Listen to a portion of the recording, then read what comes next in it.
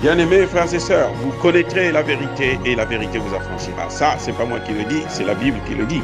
Mais moi, je vous dis mieux. Vous connaîtrez la vérité historique, notamment celle de vos ancêtres kémites, et vous aurez une vision globale de ce que c'est que la vraie souveraineté politique. J'ajoute, vous reviendrez à la spiritualité africaine ancestrale et vous comprendrez les enjeux de l'indépendance économique. Et pour terminer, vous accepterez votre identité culturelle kémite et vous obtiendrez deux choses. La première, c'est la paix. La seconde, c'est le développement, à une condition. L'unité de toute l'Afrique noire, l'unité de tous les Noirs du monde entier. Otep à tous. Bien-aimés frères et sœurs. On va aller dans l'hypothèse selon laquelle moi je ne suis pas du tout intelligent. Moi je suis bête, j'accepte. Ok, très bien. Dites-moi, comment pouvez-vous expliquer que l'OTAN va organiser des exercices militaires au Kenya? Elle quitte le théâtre des opérations, là, dans le Sahel, notamment au Niger, pour aller faire des exercices au Kenya. Vraiment, je voudrais que vous puissiez m'expliquer cette chose-là. Moi, je ne comprends pas. Je ne comprends pas. C'est incroyable. Actuellement, au Niger, il y a des problèmes de pollution. Il y a des attaques terroristes. On dit que cette fois-ci, ils ont attaqué avec même des avions de combat. Ça veut dire qu'ils sont bien installés au Niger. Ça veut dire qu'on veut effacer, on veut tuer l'armée nigérienne. Et vous avez des pays de l'OTAN qui sont là, qui ont occupé tout le territoire. La France, les États-Unis, l'Allemagne, la Grande-Bretagne, tous ils sont là. Ils n'arrivent pas à juguler ce terrorisme. Ils n'arrivent pas à mener la lutte contre les terroristes. Les terroristes sont de plus en plus armés.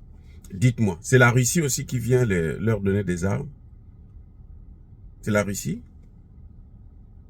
Et eux, ils quittent le Niger pour aller faire des exercices au Kenya, où il y a un semblant de paix. Ça veut dire quoi? Ils ont d'autres objectifs. Bien aimés frères et sœurs, ils ont d'autres objectifs. Et on l'a déjà dit.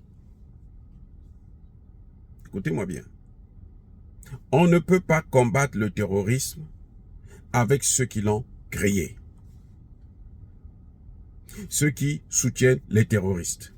On ne peut pas combattre avec eux. Je ne comprends pas pourquoi le Kenya a donné cette autorisation, a accepté d'accueillir. Je vais vous dire, le grand problème au Kenya, c'est quoi? Ce n'est pas le terrorisme. Le vrai problème au Kenya actuellement, au moment où nous parlons là, le problème du Kenya, c'est la sécheresse. Qu'est-ce que les bases militaires américaines, françaises, anglaises et autres peuvent apporter comme solution pour la sécheresse? Là où on a besoin d'eux, au Niger, ils fuient, ils s'en vont, ils occupent le terrain et puis ils pillent les matières premières. La seule chose, c'est ça. Donc, vous voyez, ces pays de l'OTAN, ce sont des brigands. C'est-à-dire que le diable en puissance. Ni le paradis, ni l'enfer, c'est sur cette terre. Parce que ce qu'ils sont en train de faire aux Africains, c'est ça l'enfer.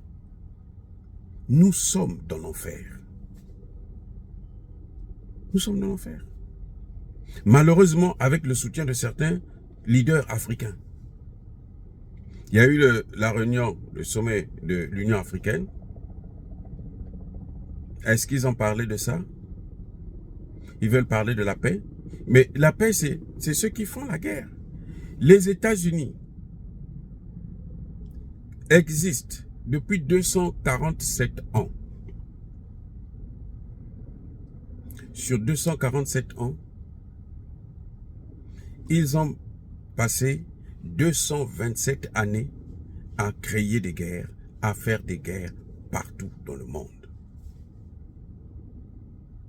Ils n'ont eu que 20 ans de répit. 90% de guerres orchestrées dans le monde, c'est les États-Unis. Maintenant, ils ont l'Union européenne avec c'est l'OTAN. Vous vous souvenez de la Libye? Vous vous souvenez de la Yougoslavie? Vous vous souvenez de la Syrie? Vous vous souvenez de l'Irak? Vous vous souvenez de la Côte d'Ivoire en 2010, 2011? C'est qui? Ce n'est que l'OTAN. Américains, Français, Anglais et puis le reste. Là où l'OTAN passe, la paix trépasse. C'est le principe fondamental. Là où l'OTAN passe, là, la paix trépasse. Ce que vous êtes en train de voir au Kenya, ce n'est pas des exercices militaires innocents. Puisque les terroristes, là où ils sont bien implantés, ils ont occupé carrément tout le pays.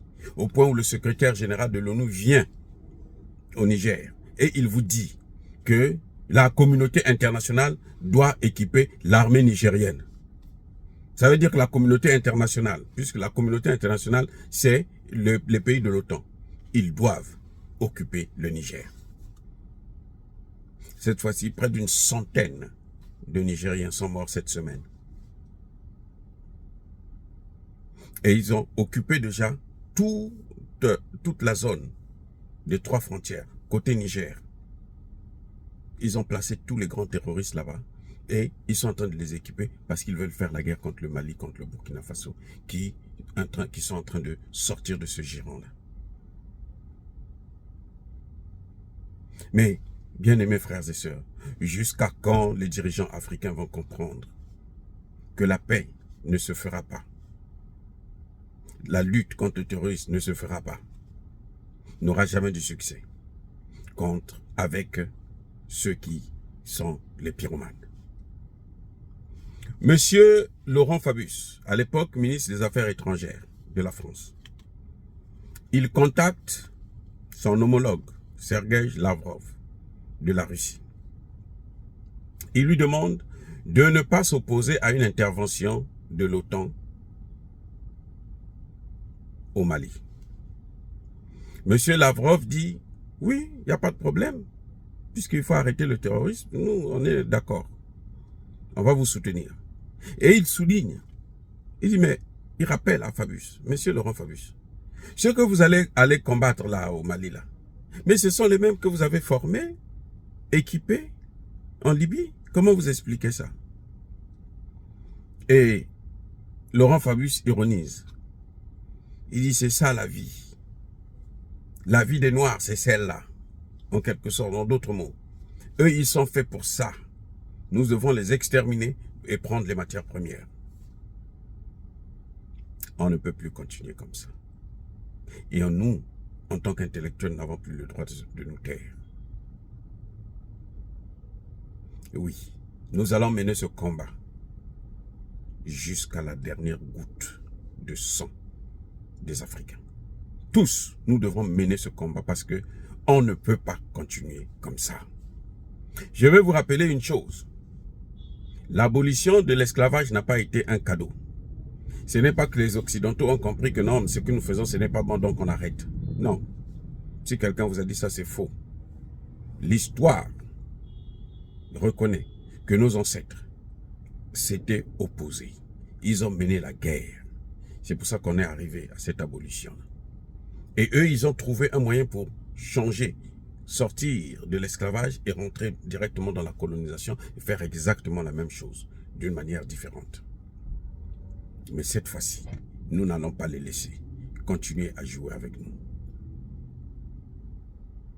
Donc, vous voyez, c'est de l'hypocrisie, c'est de la comédie, ce sont des criminels en col blanc, des criminels occidentaux qui passent leur temps à organiser des guerres, organiser des conflits en Afrique. Lorsqu'ils vont au Kenya, là, c'est pour chercher à installer une base militaire pour contrôler toute cette région du Golfe de Guinée et des Grands Lacs. y compris le Congo démocratique, ils ont déjà, puisque Tshisekedi n'arrive pas à prendre les décisions courageuses pour mener la guerre contre Kagame, qui est soutenu par la France et les États-Unis. Dire cela, bien-aimés frères et sœurs, c'est inciter à la haine ou à la violence? Non. Nous devons défendre, protéger l'avenir de nos enfants et de nos petits-enfants. Que le Dieu de Kémit vous inonde de bénédictions. Mais que tous ceux qui persécutent le continent africain, tous ceux qui le déstabilisent et le pillent, qu'ils soient punis, maudits, foudroyés, neutralisés par notre Dieu de Kémit et par nos ancêtres angélisés. Vive l'Afrique éternelle, j'ai dit et j'assume.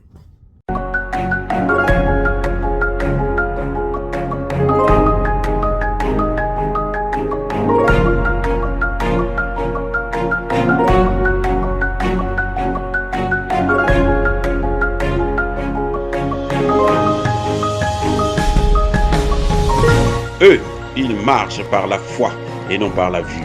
Mais moi, je vous conseille vivement de marcher par la connaissance scientifique et historique, notamment celle de nos ancêtres kémites, par les 5 sens et par l'intelligence. À vous, à Pierre.